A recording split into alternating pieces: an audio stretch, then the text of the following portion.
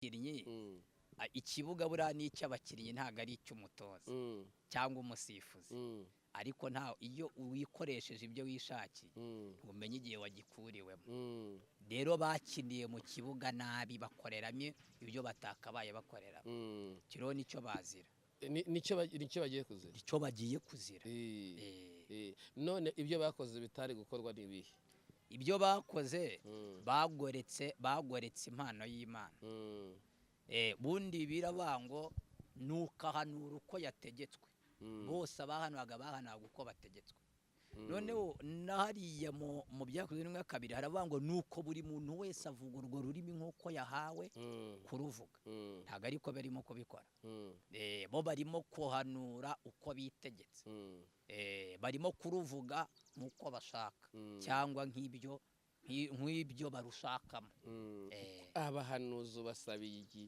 igifungo kirenze igifungo oya bikomeye cyane no kwamburwa impano zose oya abatagomba guhinduka nuko bibambura bakaba abasivili ntibabe n'abadimobe cyangwa abadizata ubwo ni ukuvuga ngo abaporofete n'abantu batagenda uko Imana ishaka barahagaritswe oya ndi kuba porofete ndi kuba porofete abaporofete ubwo nicyo gice ndimo ni ngo abadahindutse ngo ni bagendere ku murongo kuko amategeko n'amabwiriza birakurikizwa abo ngabo ni ukubyamburwa burundu icyo bita kuzima ikintu rero cyazimye burya Imana izimya neza irazimya igashyiramo n'amazi ahoraho ku buryo utazanabikongeza ubwo Imana ijya kuzimya kubitaho n'amazi ahoraho ishyiremo hahoremo amazi rujya kucana ku buryo ntaho wacanira Irembo Ryera TV Irembo Ryera TV reka tubasuhuze inshuti bakunze ibirembo ryera tubifuriza umugisha w'Imana aho muherereye abari mu Rwanda abari i Burundi ndetse n'ahandi mwese tubifurize ibihe byiza kuri mikoro ni Cyprien Hakizimana ariko kandi tubifurije nyine gukomeza kwinjira muri irembo ryera ndetse no gusangiza abandi kugira ngo ayo mavuta yose twese atugereho yo kwinjira muri iryo rembo wowe umeze neza cyangwa se wowe nawe wumva udatuje nkuzaniye amakuru akubwira ngo ukomere nturi wenyine Imana muri kumwe kandi Imana iragutekereza birenze uko wabyiyumvisha urukundo rw'Imana cyane rurasumba ibyo uri gucamo imbere yawe ni heza kandi umugambi w'Imana ndagira ngo nkwibutse ko ugikomeje turi muri cya kiganiro imboni y'umuhanuzi ariko uyu munsi turaba turi muri mbaza nanjye nkubaze kuki tugiye kuba tuvuga ngo mbaza nanjye nkubaze ni ibintu byinshi byabaye amayobera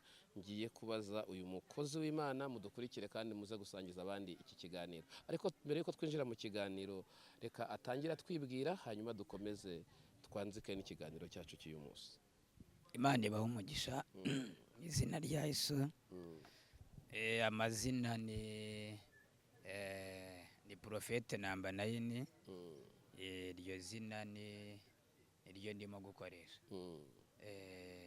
iyo uvuze ngo ni Profete namba 9 biba bisobanuye iki kuri weho biba bisobanuye umuhanuzi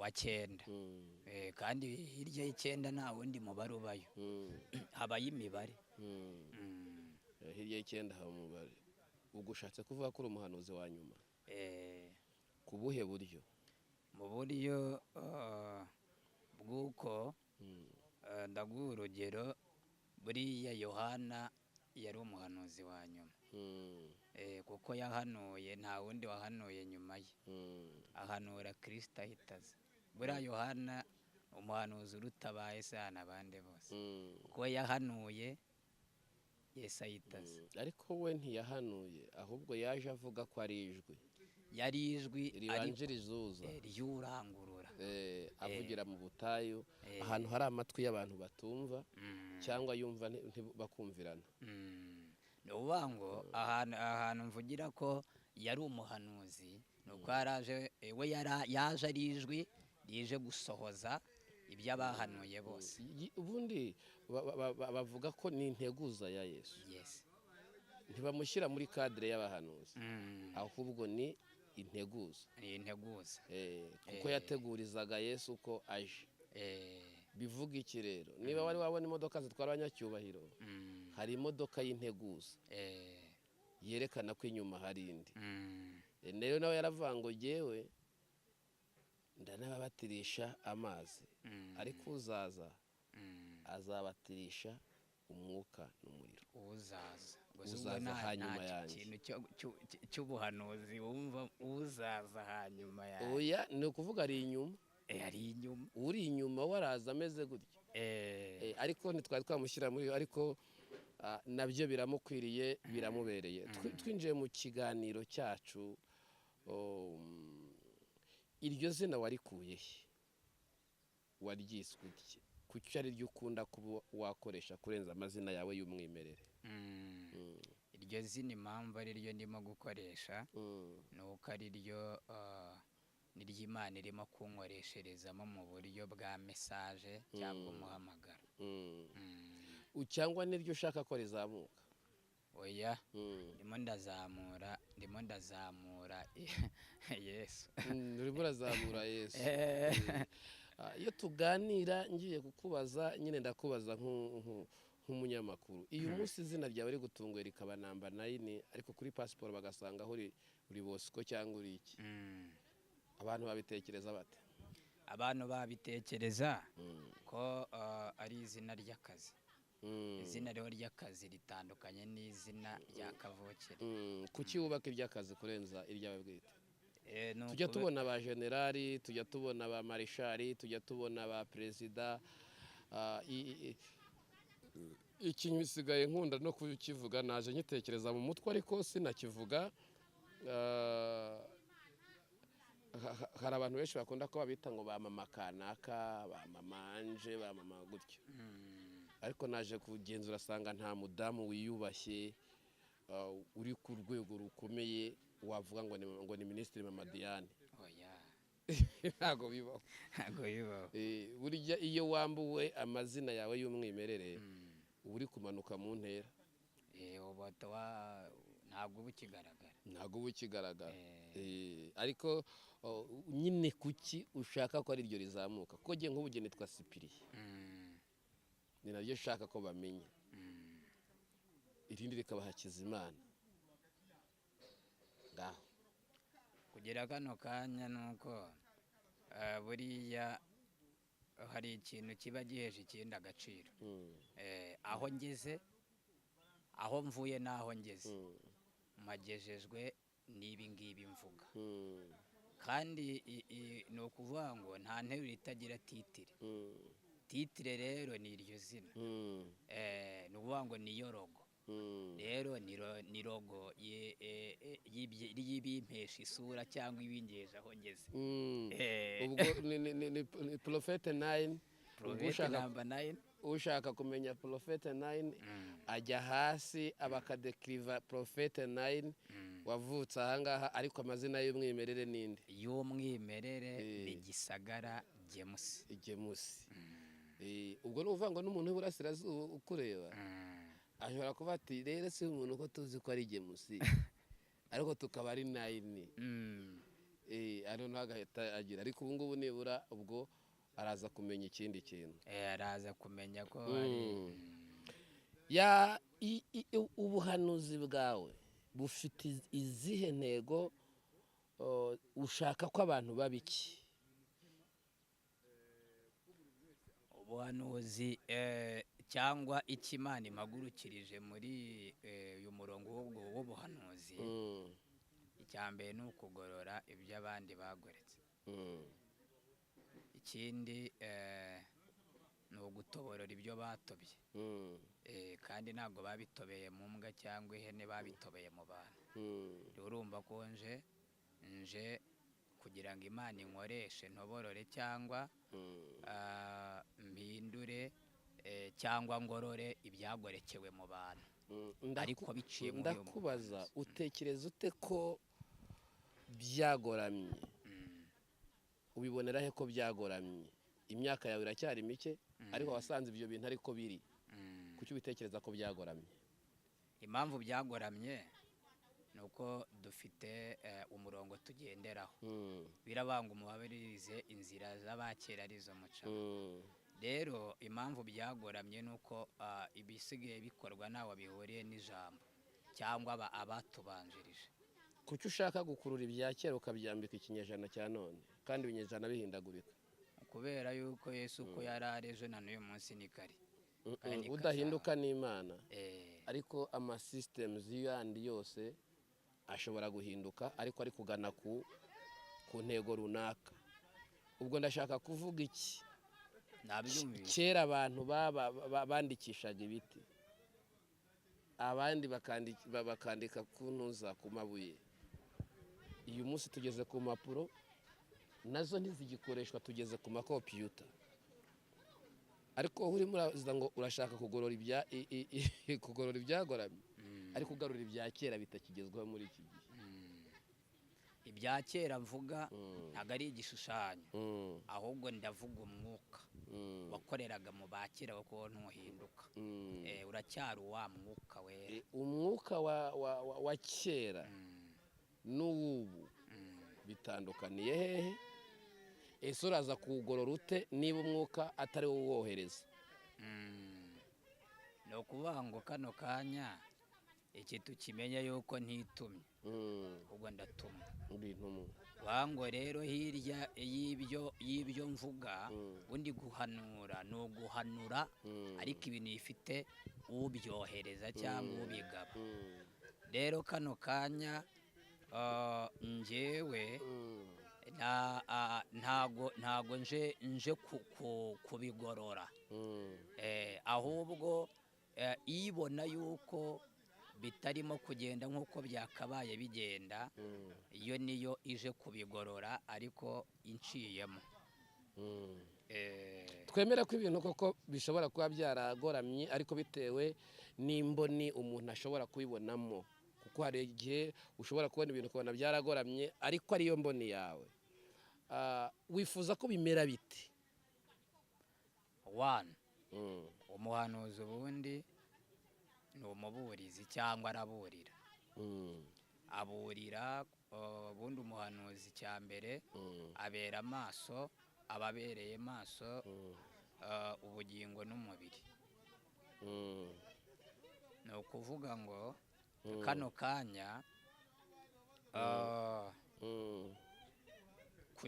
kugira ngo aho bishobora kugororokera ubundi isore wasubiramo ubwo se genda kibuka kuko nari kubajije reka icyo tukirenga nkubaza ikindi ubwo uko ushobora kutakibaza uko nari nkibajije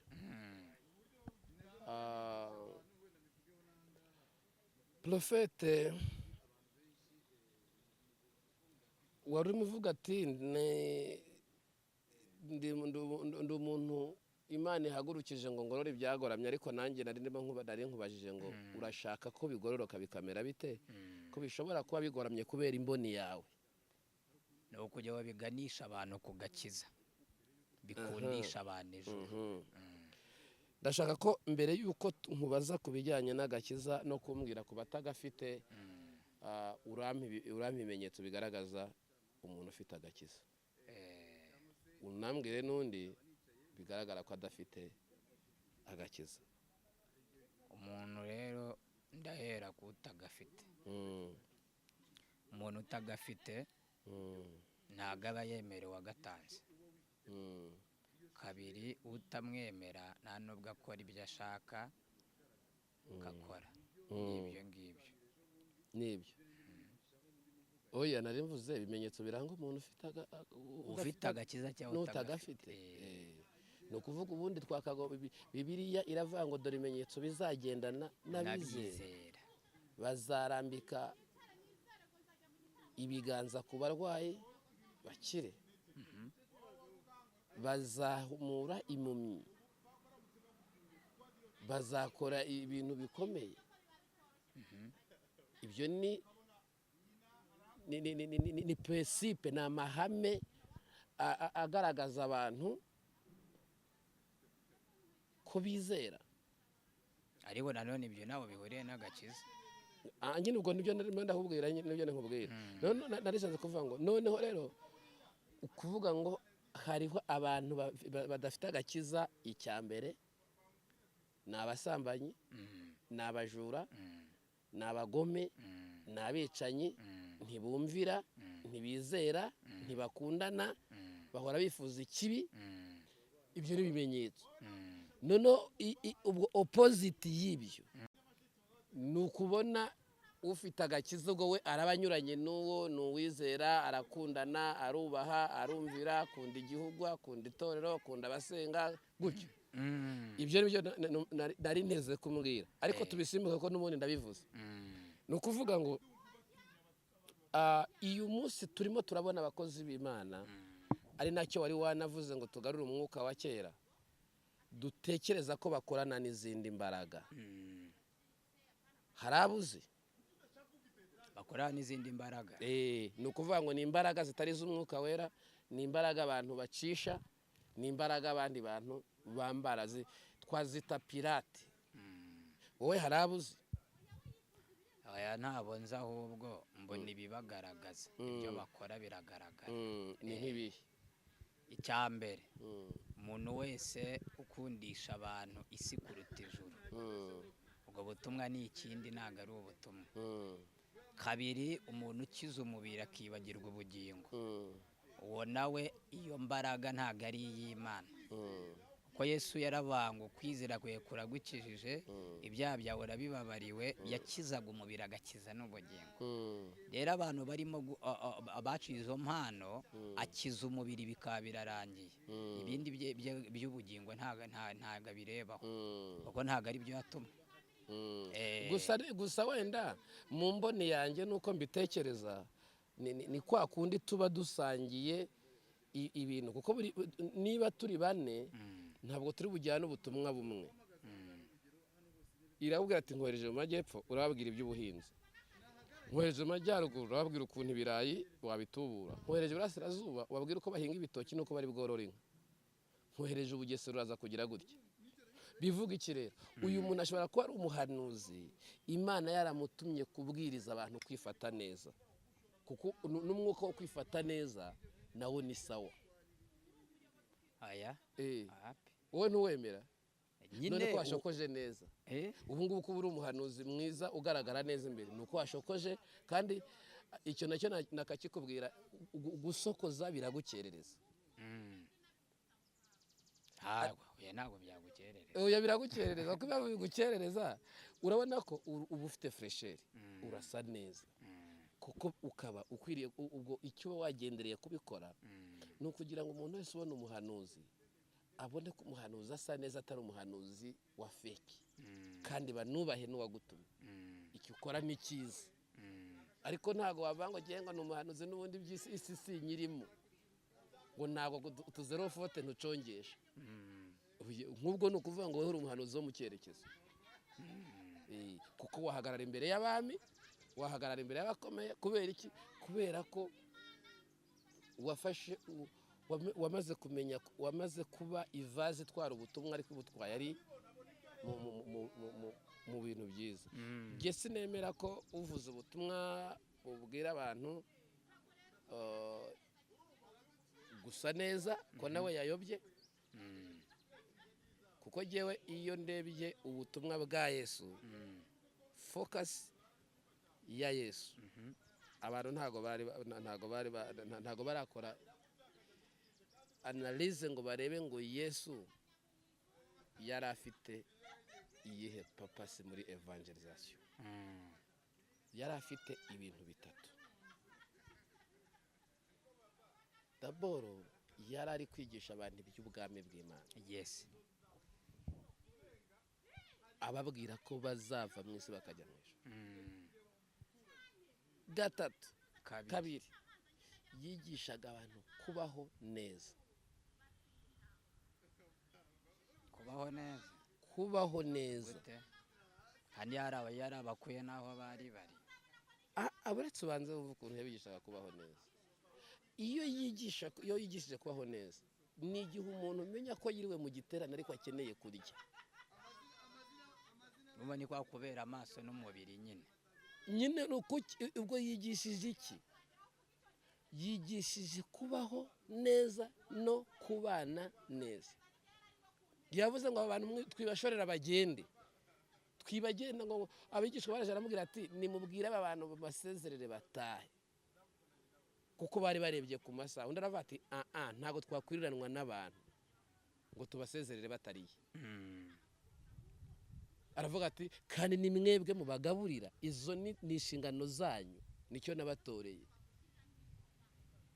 uri kurabyumva? Mwarangiza rero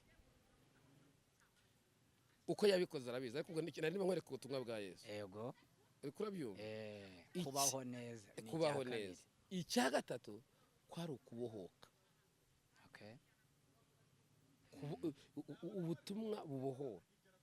Kubohora kugizwe n'udusuteme nka dutanu: kubohoka mu myumvire, kubohoka mu mitekerereze, kubohoka muri karande, kubohoka muri kamere. Ngiyo papasi ya Yesu. Ibyo nibyo yakoraga. Abisozesha kugira ngo ibyo byose bikore, byari bikeneye ikimenyetso cy'amaraso ari bumeneka kugira ngo yinjize abantu mu butsinzi. nk'akashe Nk'akashi yuko ibintu byemeye. haleluya. Ubwo nawe utwo tuntu utadufashemo yitwa tuntu nitwo ni ukuvuga ngo rero dukwiriye kuvuga ubutumwa bwa Yesu. Dukwiriye kuba buriya nujya kureba ukuntu Yesu yagize gute, yabwirije ubutumwa mu cyaro, mu ntara zo mu cyaro, kwabagarira muri abaturage bahingaga n'abandi bose. Yagendaga n'ibirenge cyane, ariko agiye mu isiti aravuga ati abanyamujyi I know them, ndabazi. Ntabwo bari bwemere ibyo mvuga, mugende ube nagiye n'amaguru. Aravuga ko ndi umukarasi. Afata ifarashi, haleluya, ayigendaho. Abari bari aho bamenya ko aje, kuko aramaze kujya mu cyaro. Mu cyaro nta n'uwamukritikaga, kuko bose babaga bambaye ibisa. Urimo urabyumva? Nta muntu wo mu cyaro wigeze avuga ngo yambara ikanzu imwe, ahubwo bari abanyamuzi. Noneho arangije araza, ahita ashaka ifarashi, aragenda. Kubera icyo agiye ku ifarashi? Kwari kugira ngo abakomeye boroheje n'aboroheje bamenye ko hari umwami waje, mugenzi wabo. Erega buriya ugiye ahantu nko muri Serene no kwicara uparitse imodoka yawe nziza, ukabwira abantu ngo yemwe basha, bakwitaga abo wahasanga bose cyane. Uri kurabyumva? Icya mbere bubaha uburyo wahageze, bareba n'uburyo waje. Ariko wageze uri n'ibirenge n'izawenesha, bahita batumiza abakomando bakavuga bati uyu muntu ni umusazi. Mubanze mumenye ibye. Rero Yesu ubwo butumwa butatu. Ikindi buriya wenda ariko ntabwo kuri utwo tuntu dutatu Yesu yagiraga, ariko yari umwekonomiste, umunyamibare. Yari umunyamibare. Nujya muri Bibiliya uzasanga imirongo isaga 2,200 angahe ivuga ku bintu bijyanye n'ubutunzi, uburyo buri economy. Ariko nujya kureba uzasanga imirongo ivuga ku bintu bijyanye n'ubugingo ari imirongo 840 muri Bibiliya yose. Yo kujya donc ubwo narishatse kumvisa ko bantu ntimukavuga ngo murabasuzumira kuri, ahubwo icyo twebwe tubasuzumira. Bibiliya Yesu yasize ikimenyetso kimwe gusa, imbuto bera.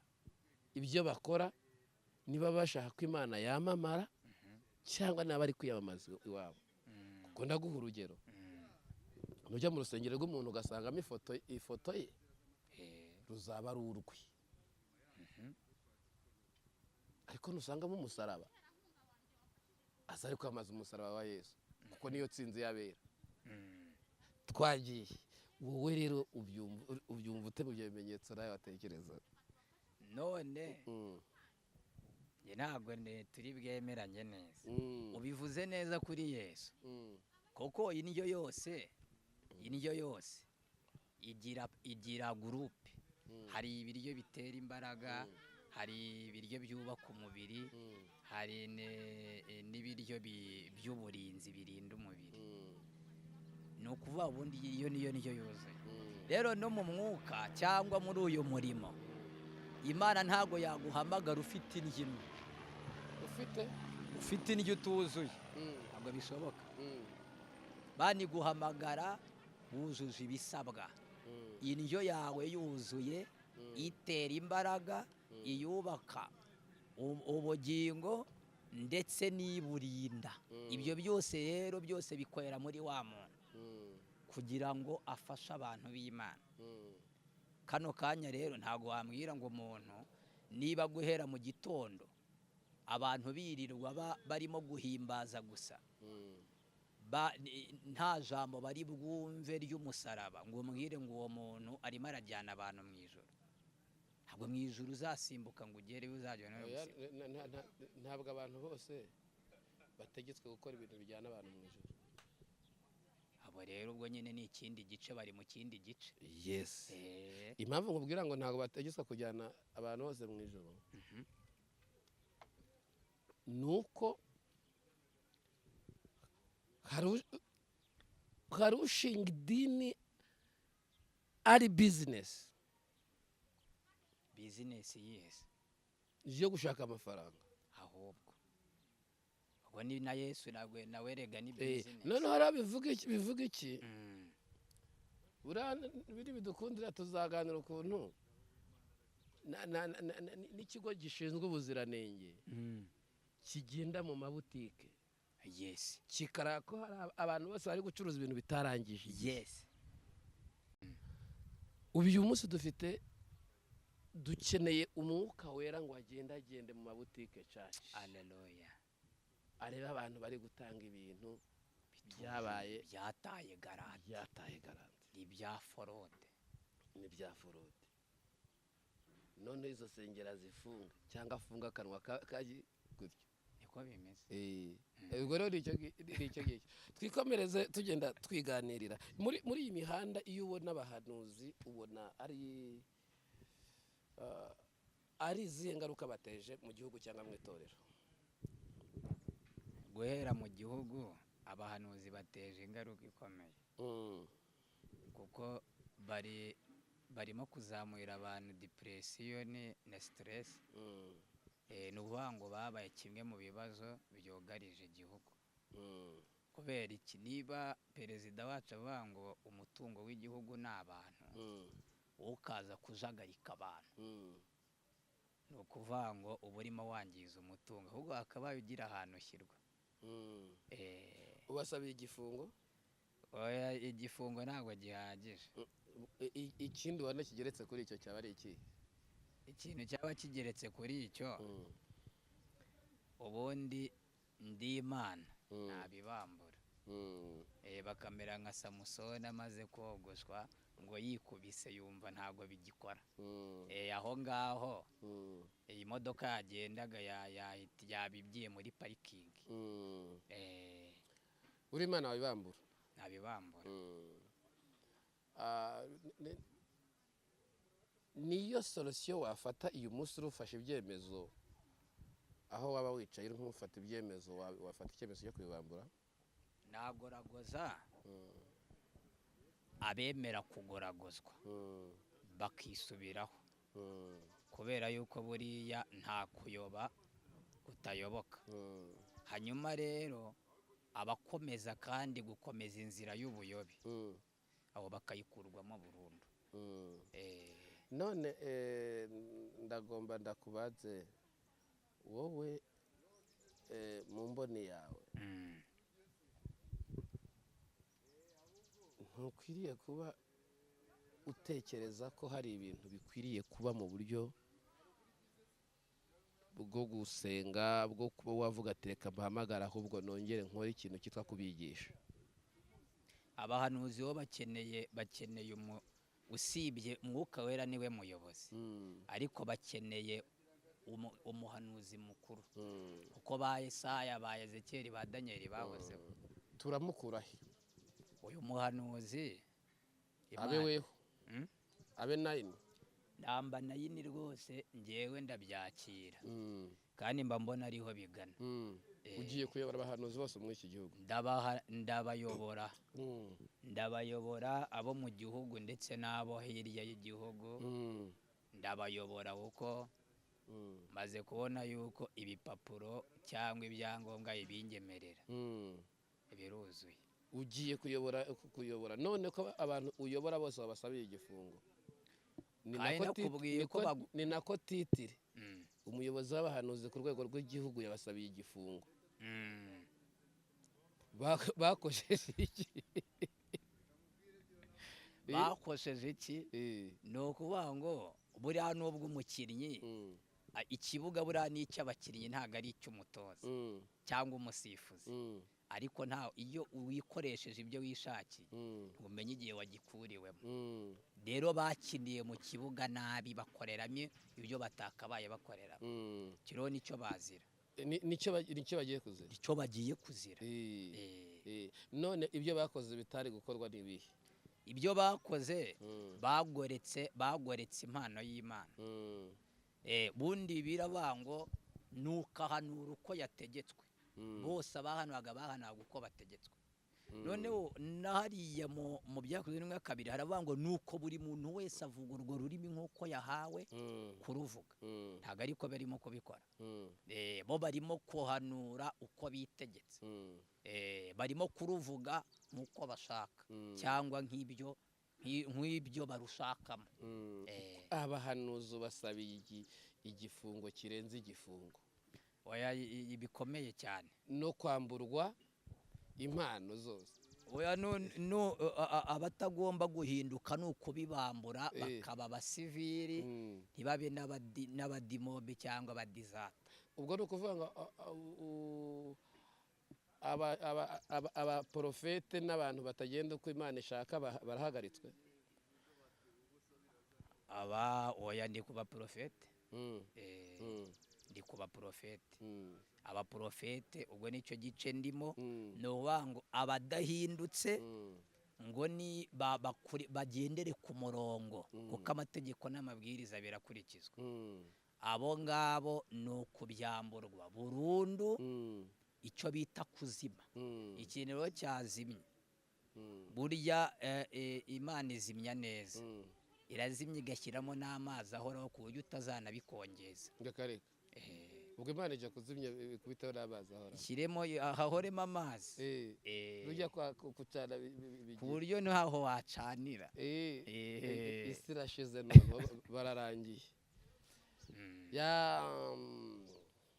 muri abo bake ni bangahe uzi bakoze amamistake ushobora kuvuga uti jyewe byanze bikunze uyu n'uyu nguyu akwiriye kuzima? nta muhanuzi n'umwe uhari. umuhanuzi umwe nigeze kubonaho ni umuhanuzi w'umubyeyi utagira amaso w'impumyi, niwe nabonye uri mu murongo muzima. ntago ndamumenya. ni umuhanuzi w'impumyi w'umukecuru uhetse umwana, niwe nabonye. nawe nibatamuzimya cyangwa ngo bamurwanye bazimye kiriya gicaniro, ubundi niwe nabonye. niwe naho se Riziki Riziki n'umuzi w'umuhanuzi? Riziki ze ndamuyobewe. oya wapi? kubera iki? Riziki ni umuhanuzi arewe. wahanuye yarahanuye ibintu byose birasohora.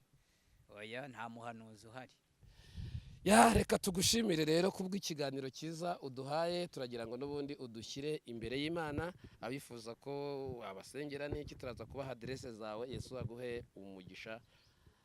karibu no gusenga. amen. Mana kandi data wa twese, tugushimiye gukurikirana ijambo ryawe. ntacyo ukorera guhomba, nta mwanya ugira wo gupfusha ubusa. twari turimo tuganira ku byawe kugira ngo Uwiteka abafite amatwi bumve icyo umwuka abwira amatorero cyangwa imitima. sengeye rero buri muntu wese watangiye neza akaba yarageze aho bimucanze, uwatangiye ari umunyembaraga akaba yaracitse intege, uwatangiye areba akaba yarabaye impumyi, uwatangiye agenda neza akaba yarasigaye atambika ibirenge, uwatangiye agana inzira y'Isiyoni akaba yarakase Yeriko. Namusengeraga kano kanya ngo agarurwe n'imbaraga z'umwuka, kuko ngiye awutanze ntago yawugeze. Imana ishimwe.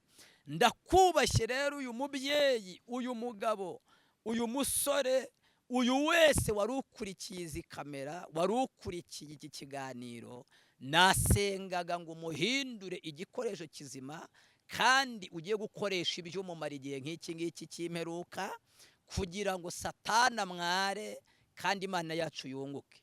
Ishimwe ni rye byose yuko ugiye kubigorora kandi ukabihindura bishya, kugira ngo ibya mbere byose birangire, ahubwo hashyirweho ibindi, kuko icyo cyawe ntabwo uzagiha undi, ntabwo uzagiha umwana w'umuntu. Tugushimiye ibyo ukoze kandi ubiremye none mu izina rya Kristo, amen.